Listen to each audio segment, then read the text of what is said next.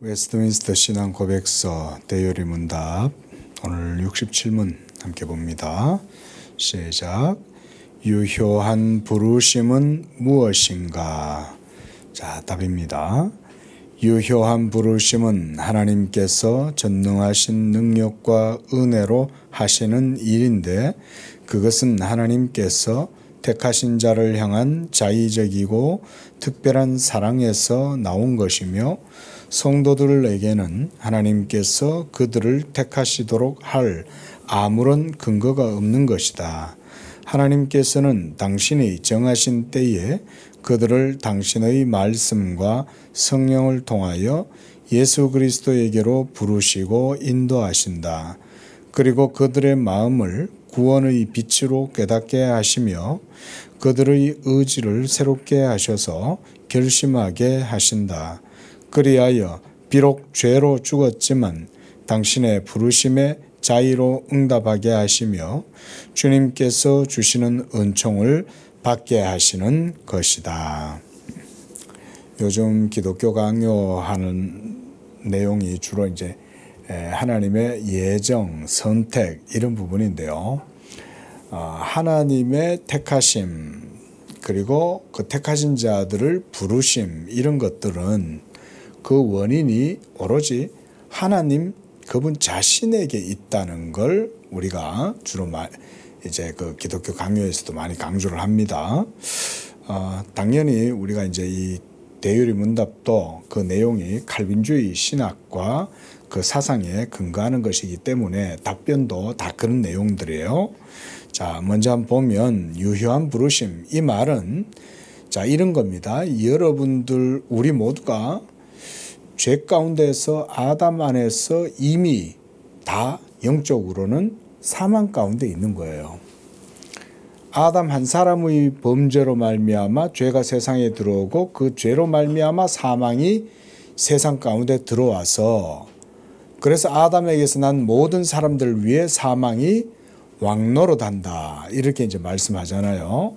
그러니까 지금 온 인류는 다 사망이 그들 위해서 왕노릇하고 있고 그들은 다 그 아래에서 죄의 종노릇하면서 있는 거죠. 그런 가운데서 하나님이 우리를 마치 쪽집게처럼 딱 집어서 불러내시는 거예요. 근데 이렇게 우리를 세상 만민 가운데에서 택하여 하나님이 딱 붙들어서 이끌어내실 때 이때 이 이끌어내시는 이것을 소명, 콜링이라고 그러죠. 불러내신다. 그런데 이때 이 부르심이 여기서 이제 effectively 그러니까 효과적이고 유효적 부르심이다. 이렇게 이제 말을 했는데 이 효력이 어떻게 생기느냐 이런 말입니다. 죄 가운데에서 죽은 우리의 영혼들을 하나님이 택해서 그 죄악된 세상에서 끄집어내어서 교회로 불러들이신다. 이걸 우리가 에클레시아 이렇게 해서 거기로부터 불러내신다 이 말이거든요. 그러니까 하나님이 여러분들을 죄와 사망 가운데 있는 여러분들의 영혼을 세상에서 불러내실 때 이 불러내시는 하나님의 행동이 우리에게 효력을 일으키는 거예요. 이해되시죠? 무슨 말인가? 그러니까 교리를 이렇게 이해를 하셔야 돼요.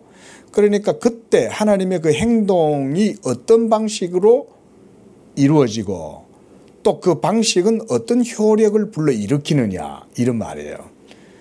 여기서 먼저 얘기하는 건 뭐냐면 그런데 그런 효력이 일어나게 될 때 그리고 하나님이 우리를 거기서 이렇게 불러내실 때 그것이 원인이 우리에게 있냐 아니면 행동하시는 하나님 그분의 자의적인 주권적인 그런 은총과 섭리와 뜻에 있느냐 이제 그거 얘기하는 거죠. 자, 그렇게 보시면서 보면 하나님께서 전능하신 능력과 은혜로 이 유효한 부르심을 행하신다 이 말이죠.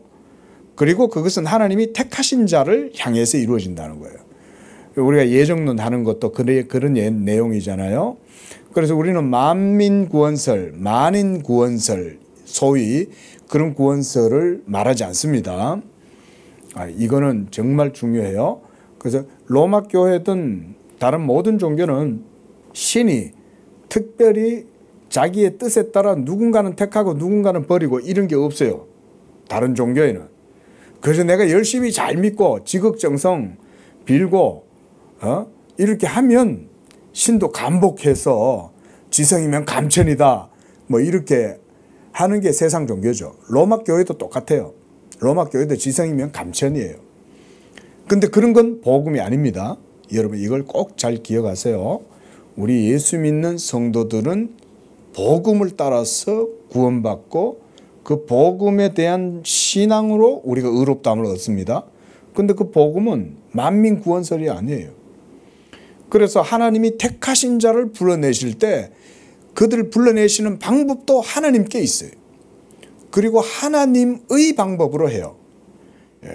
그게 바로 하나님이 자의적이고 또 특별한 사랑에서 그 택하신 자를 향해서 불러내시는 것이요. 그래서 성도들에게는 자 여기서 이제 그 말을 하죠.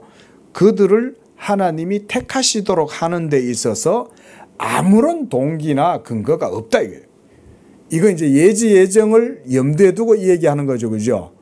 여러분들이 예수님의 복음을 들으면 이 사람은 복음에 순종하고 선을 행할 것이다 라고 하나님이 영원 전에 미리 보고 그래서 예지하고 그렇게 해서 여러분들을 예정했다가 아니라는 거예요. 그래서 또 여러분들이 부름을 받은 것도 아니라는 거예요. 그러면 우리가 이번 주 기독교 강요에서 이제 그거 했죠.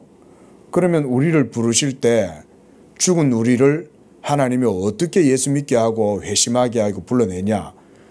그때 칼빈이 중요한 얘기, 어거스틴의 말을 인용해서 중요한 얘기를 하죠. 뭐냐면 하나님이 부르실 때 그 부르심 가운데에 하나님이 생명을 일으킨다는 거예요.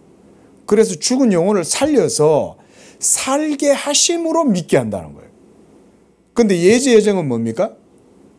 하나님이 살게 하셔서 믿게 하는 게 아니고 먼저 반응하고 그래서 이 사람이 선을 행하고 믿으려고 결단하고 믿으려고 마음을 열고 결정했기 때문에 그래서 하나님이 예정한다. 이게 아니라는 거죠. 하나님이 그 죽은 사람을 살리고 그래서 믿게 하신다. 이런 말이거든요. 여기서 지금 그 얘기예요. 그래서 하나님이 정하신 때에 하나님의 말씀과 성령으로 항상 이 두 가지는 진리의 두 축으로 이루어지죠. 그걸 통해서 우리를 예수님에게로 부르고 인도하신다. 이런 게 이제 유효적 서명이 이렇게 된다는 거예요. 그래서 그들의 마음에 구원의 빛으로 깨닫게 하시고 또 의지도 새롭게 해줘요. 그래서 하나님이 새로운 생명을 여러분 속에 불어넣으시면 여러분이 하나님께 대하여 이제 산 믿음을 갖게 되는 겁니다. 여러분. 산 믿음. 우리는 산 믿음이잖아요. 우리의 믿음은 죽은 믿음이 아니잖아요. 이때 그 산 믿음의 그 생명력은 어디서 나옵니까? 하나님의 말씀과 성령에서 나오죠. 성령이 우리 안에서 말씀을 가지고 생명을 일으키니까 여러분 속에서 이제 자이로스코프처럼 확 여러분 속에 이제 생명이 일어난 거예요. 그런 겁니다. 자, 그래서 의지를 새롭게 하심으로 그래서 그 제일 밑에 세 번째 줄 보면 비록 죄로 죽었지만 우리는 죽었어요. 죽었는데 죽은 우리 속에 하나님을 향한 산 믿음이 생겨나게 하고 그 믿음으로 응답하게 하는 거예요. 요게 자의라는 말이에요. 여기서 이제 자의라고 번역을 해놨는데 이분은 그러니까 자의라는 말은 내가 선택했다는 말이 아니라 여러분 속에 하나님이 생명을 불어넣는 거예요. 그래서 죽은 여러분 속에 생명이 일어나니까 이제 작동하겠죠. 움직이겠죠. 그러니까 이제 내가 자의로 하나님의 부르심에 응답한다 이거예요. 예? 대표적으로 성경 속에서 우리가 가장 이 말씀에 대한 가장 전형적인 비유가 뭐냐면 에스겔의 해골골짜기예요. 에스겔의 해골골짜기에 백골들이 바싹 마른 뼈들만 가득하잖아요. 근데 하나님이 에스겔 선지자를 향해서 인자야 이 뼈들을 향하여 대언하라 하니까 어때요?